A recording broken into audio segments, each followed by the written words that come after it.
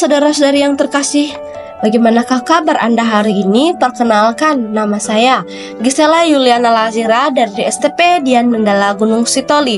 Di sini saya akan menjelaskan tentang apa itu sakramen perkawinan.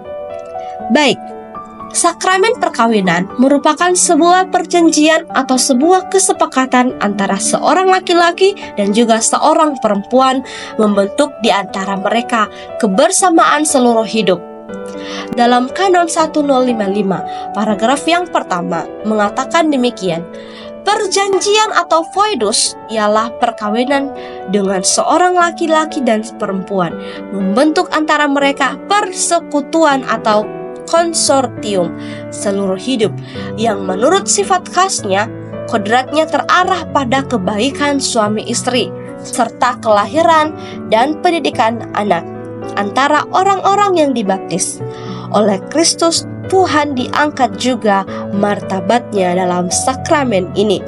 Maka dari itu, ada beberapa poin yang ditulis dalam kanon tersebut.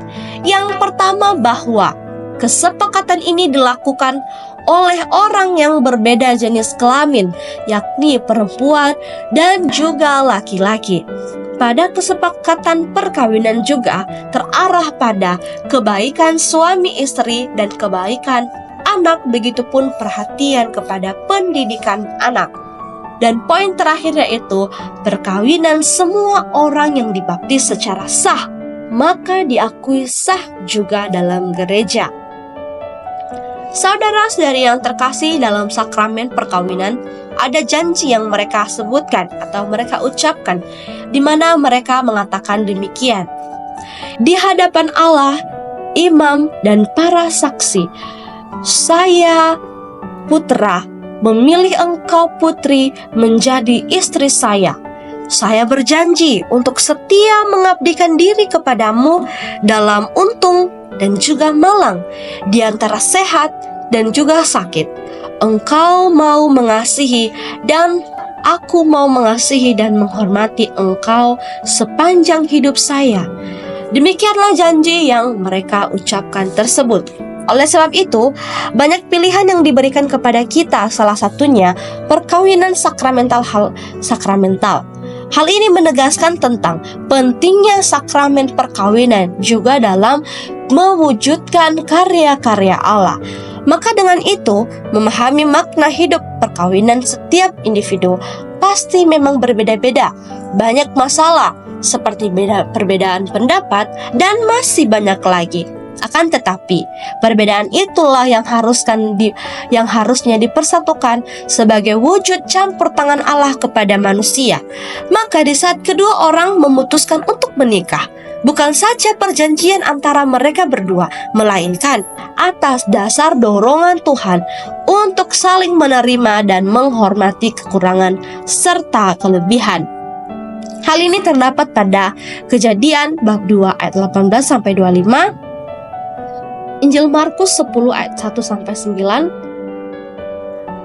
Maka tujuan perkawinan yaitu untuk menjamin kesejahteraan suami dan istri dan kedua pasangan yang telah disatukan dalam kasih dan diteguhkan dalam sakramen suci.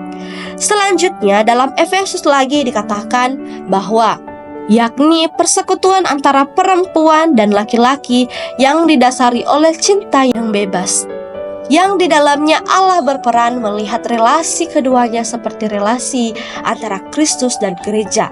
Itulah sebabnya perkawinan adalah sebuah sakramen karena melambangkan hubungan antara Kristus dan gerejanya. Sikap yang harus dipertahankan oleh suami istri menurut Efesus, yakni seorang istri harus tunduk kepada suami seperti Tuhan. Sikap tunduk dalam arti ketaatan, kesetiaan kepada suami, seperti gereja setia kepada Kristus. Sebaliknya, suami mengasihi istri seperti Kristus mengasihi gereja. Dari ulasan 3 teks kitab suci itu tadi ditekankan bahwa dalam gereja Katolik, perkawinan adalah cinta di antara dua orang laki-laki dan perempuan. perempuan yang mengikat janji dalam perkawinan yang diungkapkan secara bebas dan tidak terikat atau secara paksa. Dikatakan sebagai sakramen karena sakramen itu adalah sungguh suci dan bernilai luhur, dikehendaki oleh Sang Pencipta, dikukuhkan oleh hukum-hukumnya dan janji perkawinan yang tidak bisa ditarik kembali. Adapun 3 ciri-ciri perkawinan, yaitu monogami, yakni 1 perempuan dan 1 laki-laki, dan tidak terceraikan kecuali maut. Saudara-saudara yang terkasih, dalam Katekismus Gereja Katolik dikatakan bahwa dalam sakramen perkawinan terdiri dari 6 bagian atau 6 judul besar yang perlu diperhatikan, yakni pertama, perkawinan dalam rencana Allah. Menurut rencana Allah, saudara-saudari yang terkasih, pria dan wanita diciptakan satu untuk yang lain dan juga dikatakan sebagai teman atau partner dalam hakikatnya sama derajatnya. Dan persekutuan hidup cinta kasih yakni disebut sebagai perkawinan. Ingatkah Anda tentang manusia jatuh dalam dosa? Pada awalnya memang manusia dipanggil untuk mencintai. Namun karena dosa, manusia mengalami kejahatan baik dalam lingkungan dan juga dalam dirinya sendiri. Persatuan antara pria dan wanita akan selalu terancam, baik dalam perselisihan yang ada, saling berkuasa, tidak setia, bahkan juga perceraian. Hal yang kedua yaitu perayaannya.